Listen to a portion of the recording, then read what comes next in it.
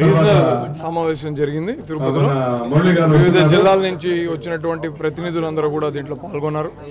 Party గెలుపు కోసం ఏ రకమైనటువంటి కార్యాచరణ చేయాలో దాని గురించి డిస్కస్ చేయడం జరిగింది.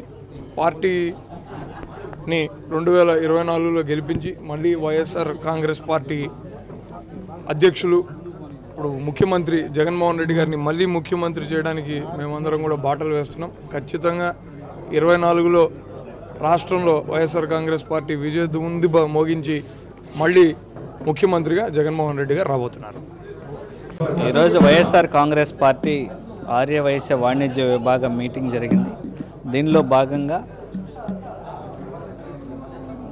మామూలుగా ఆర్యవైశ్యులు ఈ వాణిజ్య విభాగంలో ఉన్నటువంటి ఏమేమి ఇంకా బెటర్గా చేస్తే ఏ విధంగా ఉంటుందనేది కూలంకషంగా చర్చించి, అలాగే రాబోయే ఎలక్షన్కి సంబంధించి మనం ఎలా సన్నద్ధంగా ఉండాలా, ఎలా మనం ముందుకెళ్ళాలనేది ఒక కార్యప్రణాళిక సిద్ధం చేసుకోవడం జరిగింది.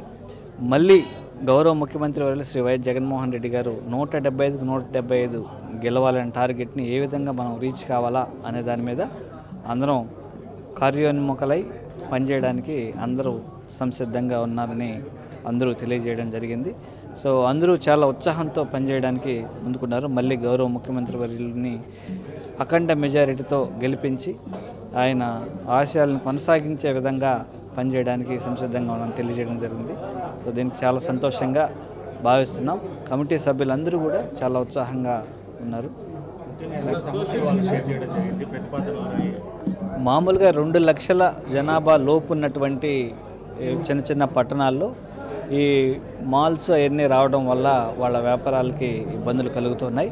దానికి సంబంధించిన సమస్యలు గవర్నమెంట్ దృష్టికి తీసుకెళ్ళి పరిష్కారం అయ్యే విధంగా ప్రయత్నించాలని కోరడం జరిగింది. దానికి సంబంధించి మేము కూడా ప్రభుత్వం దృష్టికి తీసుకెళ్లి దీని మీద తగు పరిష్కారం చూపించే విధంగా ప్రయత్నం చేస్తామని చెప్పడం జరిగింది. సోషల్ మీడియాలో అంటే మీకు సర్టిఫికేట్ టికెట్ అనేసి